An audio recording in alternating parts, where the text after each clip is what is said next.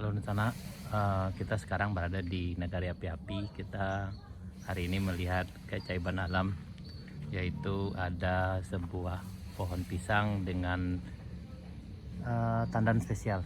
Itu ada sekitar 7 tandan. Ini Nusana.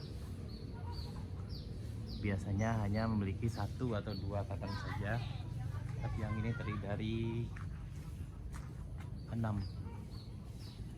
Yap. 1, 2, 3, 4, 5, 6.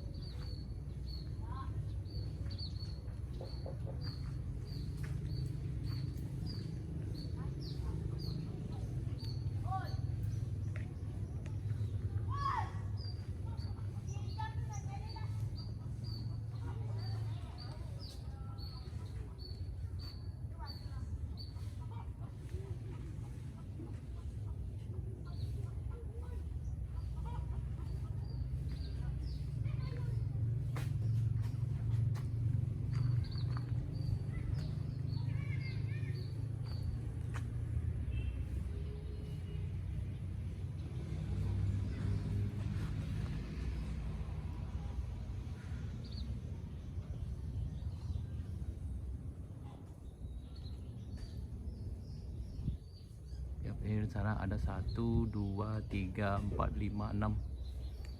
Yang di tengah ada tapi udah mati. Ini kalau bahasa lokalnya pisang buai.